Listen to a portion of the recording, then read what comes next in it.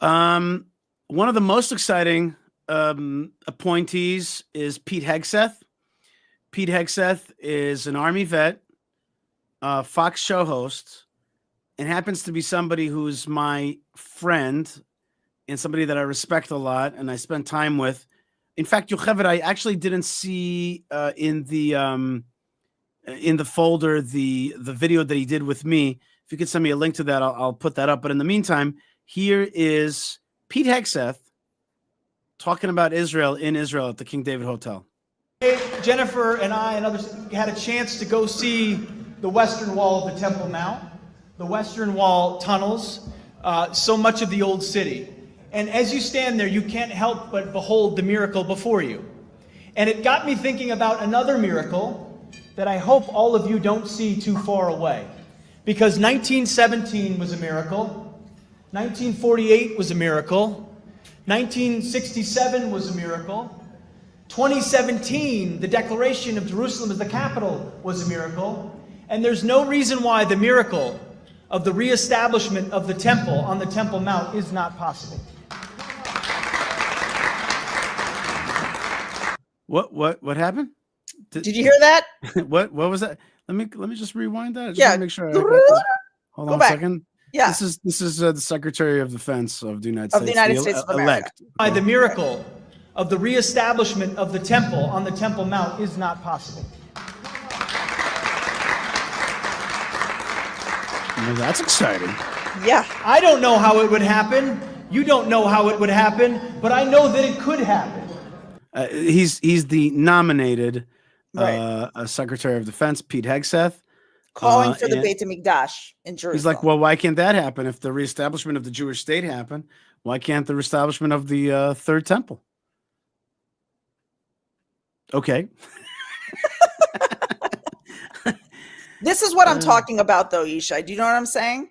It's like, this is the moment where it's like Hashem is like, I literally am going to bring you all the way to the place where the Gentiles of the most powerful country in the world are going, how about that temple?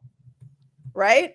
And then we're supposed to go, oh, absolutely. We're going to get right on that. Thank you for cooperating on that project. We're not supposed to go, I don't know, temple. Or we're not supposed to go when they're going to say things like, what about some sovereignty in Judea and Samaria? We're not supposed to go, well, we don't know if we can handle it. We don't know if we're ready to take responsibility for, all these people who are living under the Palestinian Authority. We're content with, maybe we should just take like a mini sovereignty over the Jordan Valley or something small, something symbolic, so we can pat ourselves on the back and go, oh, we accomplished something, extra during the Trump administration. We're at a place now where that stuff is like way not enough. We cannot be content with these little like Wikipedia footnote type successes. We are being asked to make a leap of progress in Israel as the world opens up to that progress. And it's like Israel's kind of looking to the United States for this permission, right? Even though we don't really need permission from anyone to do the things that we need to do. It's like the people in the realpolitik level are looking to the United States for like their thumbs up. But the United States and people like the U.S. Secretary of Defense of the United States of America nominated are looking to us to do our thing now. Right. They are looking to us. We are not looking to them. They are looking to us. And if we disappoint them, it will be a fail for the generations, God forbid. And so now is our time to make sure that we make a win for the generations, for 2,000 years of generations. It's time for us to take on the responsibility that we have been dreaming to take on. And like we said before, Yishai, put on that yoke and push. I have a slogan about that. This is one of the Yishai slogans, which is "Go big and go home." Right.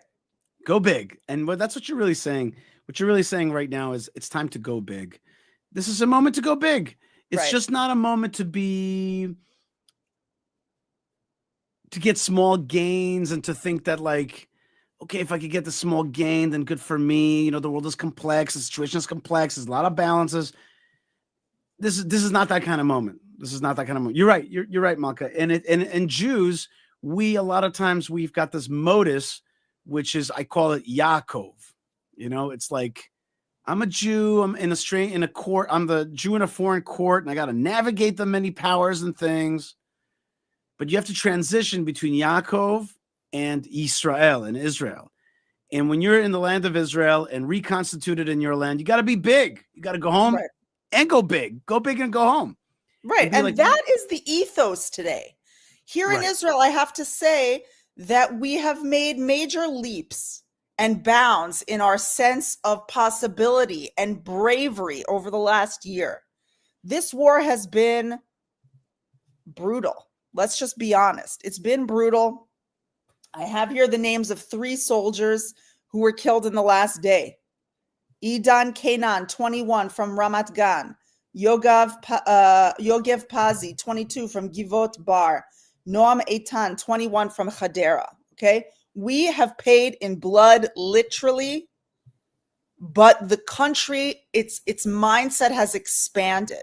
I can't say that the leadership necessarily has totally followed suit, but that is the atmosphere. And in the United States, I have to say, that's how it seems too. The people of the United States got up and they put their, tied their shoes and they burst out the door and they went to vote for like a totally different future for their country. Their country was headed in one direction and they yanked it all the way to the other direction. It's possible to do. And now you have this person in the United States who's ready to think radically. He has Elon Musk working for him. He has Vivek Ramaswamy working for him. He has RFK Jr. working for him. He has like all these like big brain people, these people who think outside the box. And we got to get out of the box for this moment in history. We got to open our minds and roll up our sleeves and get bold and get brave and get proud and get excited and get determined and get fearless and get going. First thing, I want to remind folks that you can join the chats by super chatting, and that helps us show and helps us keep broadcasting. Here's Joe Seidman says, thank you, Malkanisha, for keeping us connected and sharing your positive energy. Good. Thank you very much. And you can also share your positive energy at super chats. Really appreciate it. Let's finish up with the Pete Hegseth, because it's just a short, but we got a little stuck when he said that we should be able to build a third temple. Let's keep going with that. That's all I know. And a step in that process, a step in every process, is the recognition that facts and activities on the ground truly matter. And that's why going and visiting Judea and Samaria, understanding that sovereignty, the very sovereignty of Israeli soil, and Israeli cities, locations, is a critical next step to showing the world that this is the land for Jews and the land of Israel. And I believe, as was mentioned, he said you need to, what was mentioned is you need to buy the ticket. Don't just wish for 40 years to win the lottery, buy the ticket. I would submit to you, in light of the support you have in Washington, D.C., the support you have amongst patriotic Americans, amongst evangelical Christians, amongst believers, amongst Republicans, even amongst some Democrats who can barely say it anymore in Washington. Buy the ticket, take your action, do what needs to be done here in Israel, because I truly believe this is a moment where America will have your back. You have Donald Trump in the White House, you have Mike Pence as vice president, you have Nikki Haley at the UN, you have true believers in Israel and America that have your back. All right, so that was the incoming elect nominated Secretary of Defense for the United States. Secretary of Defense, my friend, really somebody I'm very, very proud to know. Pete Hegseth.